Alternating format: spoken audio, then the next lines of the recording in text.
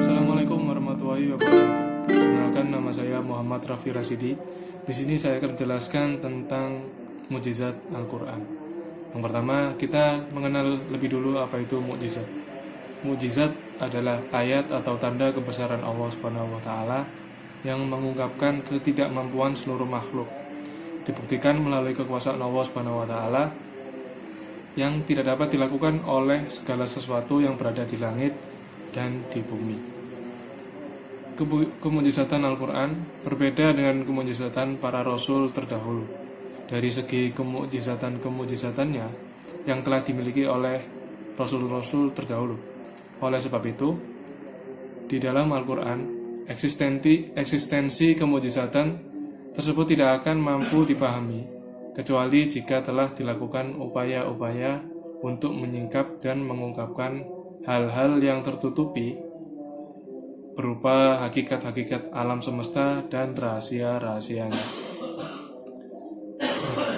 Mukjizat Al-Quran yang dimiliki oleh Nabi terakhir, yaitu Nabi Muhammad SAW, berupa mukjizat yang terkait dengan logika pemikiran yang bersifat estetika bahasa atau balaghah, juga sesuai dengan perkembangan manusia, mulai dari keadaan mereka yang jahiliyah dalam kesesatan hingga keadaan memfungsikan dan menggunakan akal dan kebebasan berpikir.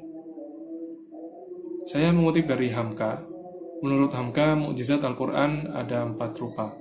Yang pertama, fasohah dan balaghah.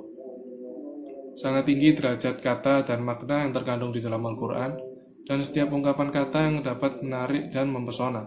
Susunan kalimat Al-Quran bukanlah syair dengan susunan rangkaian kata menurut suka kata bilangan tertentu, bukan puisi, apalagi prosa, terlebih lagi sajak. Tetapi Al-Quran berdiri sendiri, melebihi syair dan lain sebagainya.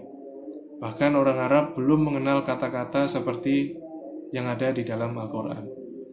Seorang ahli fikih bernama Abu Bakar menyebutkan bahwa sesungguhnya Al-Quran itu sangat indah susunan kata-katanya dan sangat unik serta istimewa susunannya. Yang kedua, Al-Quran banyak menceritakan tentang berita masa lalu, seperti berita tentang kaum Samud, kaum Lut, Fir'aun, dan sebagainya. Segala berita yang dibawa adalah benar dan seluruhnya berketetapan dengan kenyataan yang benar, dan seluruh ahli sejarah mengakui cerita yang diberitakan oleh Al-Quran. Yang ketiga, di dalam Al-Quran pernah diberitakan sesuatu yang akan terjadi. Contohnya, di dalam surat Rum, ayatnya yang permulaan diwahyukan kepada Nabi Muhammad SAW bahwa mulanya orang Rum kalah berperang melawan orang Persia. Tetapi setelah beberapa tahun kemudian, orang Rom pasti akan meraih kemenangan. Demikian juga hal tentang proses terjadinya kiamat. Yang keempat, mukjizat yang lebih mengagumkan adalah terdapat beberapa pokok kajian ilmiah yang tinggi dalam Al-Quran mengenai alam. Di dalamnya diberitakan proses terjadinya bumi dan langit, bintang, bulan, dan matahari, turunnya hujan dan pengaruhnya terhadap kesuburan tanah di bumi, dan untuk kehidupan seluruh makhluk, terutama manusia. Ada juga ilmu fisika, kimia, matematika, akuntansi, dan seluruh ilmu pengetahuan yang ada di dunia bersumber dari Al-Quran. Inilah mukjizat yang kekal sampai akhir zaman, sekalipun pembawanya telah wafat. Al-Quran adalah mukjizat yang terbesar. Maksudnya adalah karena ia kekal dan abadi. Mukjizat yang pernah diberikan oleh Allah Subhanahu wa taala kepada rasul-rasul sebelum Nabi Muhammad SAW sudah berlalu dan tidak dapat dilihat. Lain halnya dengan Al-Quran. Ia sebagai mukjizat terbesar, ia kekal abadi. Umat Islam dan umat lainnya dapat memegang, membaca, menghayati, memahami, mengamalkan isinya untuk mencapai kebahagiaan dan keselamatan di akhirat nanti. Kemujizatan Al-Quran pada dasarnya berpusat pada 2 segi, yaitu yang pertama, segi isi atau kandungan Al-Quran. dan kedua, segi bahasa Al-Quran. Berkenaan dengan isi Al-Quran, telah dikemukakan bahwa Al-Quran yang diwahyukan oleh Tuhan kepada Nabi Muhammad SAW 14 abad yang telah lalu itu banyak membawa ayat-ayat ilmiah yang kemudian diakui kebenarannya oleh ilmu pengetahuan modern.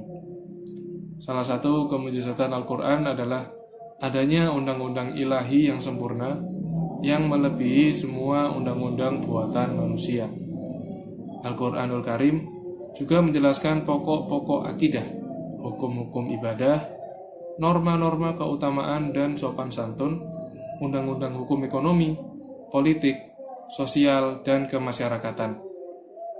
Al-Quranlah yang mengatur kehidupan keluarga dan masyarakat, dan Al-Quran jugalah yang meletakkan dasar-dasar kemanusiaan yang mulia lagi adil yang didengung-dengungkan oleh para tokoh reformis pada abad 21. Al-Quran mempunyai fungsi dan kedudukan yang mulia, karena Al-Quran tersebut menyempurnakan ajaran-ajaran yang ada di dalam kitab-kitab suci sebelumnya, yaitu Taurat, Zabur, dan Injil, dan juga meluruskan penyimpangan-penyimpangan akidah, serta ajaran yang telah diselewengkan oleh para pengikut nabi-nabi sebelumnya dengan menyampaikan petunjuk dan bimbingannya.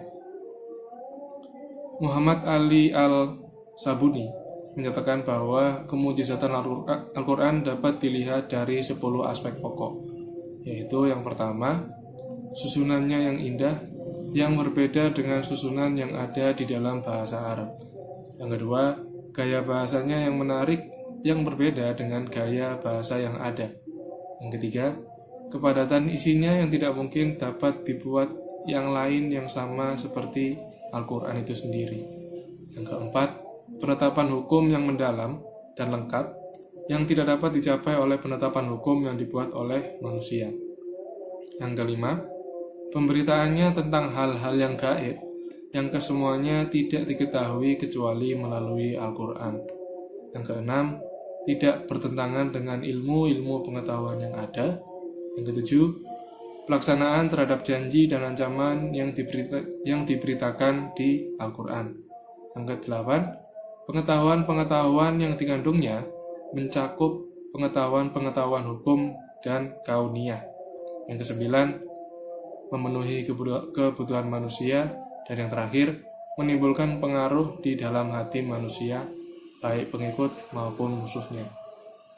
Sebenarnya, penjelasan tentang mukjizat Al-Quran masih sangat banyak dan sangat luas. Untuk itu, kita harus terus belajar mengenai kemukjizatan Al-Quran. Itu saja dari saya, semoga Anda mendapatkan ilmu yang bermanfaat. Wassalamualaikum warahmatullahi wabarakatuh.